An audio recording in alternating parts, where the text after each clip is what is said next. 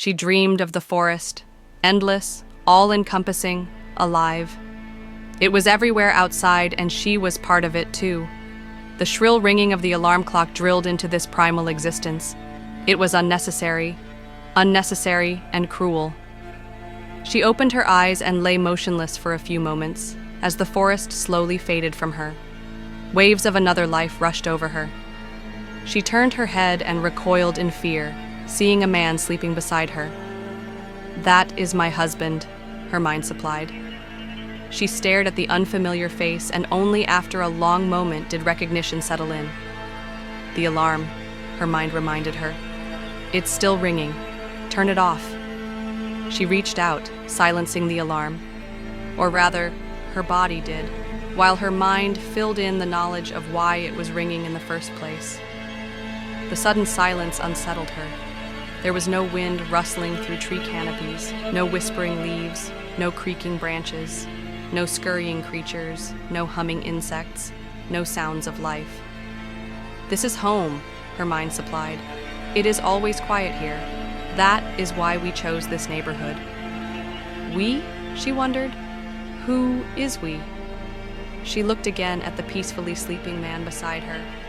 She plunged into household chores as if into deep water, and for a short while they helped her forget. Boil water, slice bread, brew tea, make sandwiches, kiss the children, drink coffee, see her husband off to work, wash the dishes. But the chores ended too quickly, and once again, the oppressive silence returned. Breathing in the dead quiet was hard.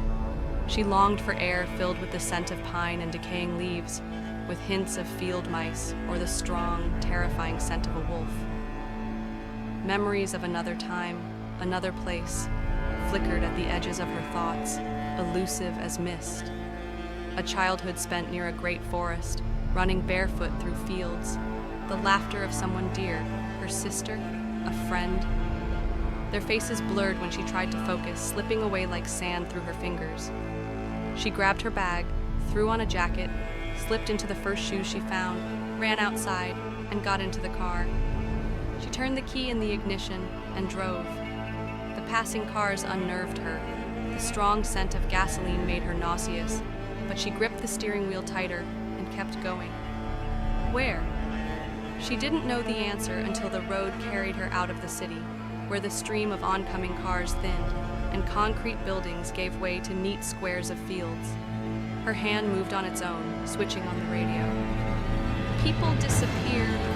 The only connection between these cases is the abandoned cars left by the roadside, and the full moon, said a high-pitched female voice. What do you think, Fyodor Andreevich? Is there any truth to the rumors about werewolves? After a pause, a deep male voice responded. Oh, come now. Werewolves? People like to imagine things when they don't have logical explanations. Though if we use basic reasoning, the first conclusion that comes to mind is that these people likely got lost in the forest. After all, they were city dwellers and probably didn't realize how easy it is to. The individual words were clear, but they refused to form a meaningful dialogue in her mind. Yet she could sense from their tones that neither the woman nor the man truly believed what they were saying. Her hand reached out again and switched off the radio, cutting off their voices. She drove on until, in the distance, green treetops appeared. Only then did she finally understand where she was going. The forest. Why? She didn't know. And home? Children? Her husband? She had no answer. She rolled down the window when the scents rushed in. Asphalt, but also pine needles and damp earth. At the edge of the forest, she turned onto a small dirt road, drove a little further, and turned off the engine. What am I doing here? Fear gripped her. She wanted to start the car and go back to the city, to her home, to her husband and children. Her fingers unclenched from the wheel. She opened the door and stepped out. The wind whispered through the treetops, leaves rustled, branches creaked. The scent of pine, decaying leaves, and earth enveloped her. She felt free. She kicked off her uncomfortable shoes and ran. Running on two legs felt awkward, so she dropped to all fours. Her clothes, suddenly too big, slipped from her, but she didn't feel cold. Her body was now covered in thick russet gray fur. A bushy tail flicked behind her, making running easier. She ran for a while before halting, ears pricked, listening to the forest, separating the wind's murmur, the rustling leaves, the buzzing insects. Somewhere nearby, a field mouse scurried through the fallen leaves. For a brief moment, an image flashed in her mind, the faces of her children. What will they think when they find my car and my clothes? She suddenly wanted to laugh, but instead of laughter, a bark escaped her throat. The mouse froze in fear. The fox barked again. Then, forgetting about the mouse, she ran deeper into the woods. She wasn't hungry.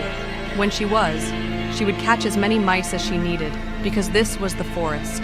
Alive, all-encompassing, endless. The days stretched into nights, the moon waxing and waning. She hunted, she ran, she played in the underbrush, and she forgot the weight of her past life. At first, thoughts of her children flickered in her mind, but as time passed, they faded like a distant dream, swallowed by the rhythm of the forest. One evening, under a sky heavy with stars, she paused at the edge of a clearing. A cabin stood there, small and old, its windows glowing faintly in the dark. A scent drifted to her, wood smoke, something cooking, something familiar. A shadow moved behind the window, and then the door creaked open. A man stepped out, his eyes catching the moonlight. He was tall, his movements easy, fluid. He tilted his head as he looked at her, recognition flickering in his gaze. "You came back," he murmured. She took a hesitant step forward. The smell of the cabin, the warmth, the presence of another like her. Something long buried stirred in her chest. Not human, not fully fox. Something in between, a part of the forest, but not lost within it. And she knew then she had not been running away. She had been coming home. The wind whispered her name, or perhaps it was his voice. She stepped closer, her body trembling with the weight of memories not yet surfaced.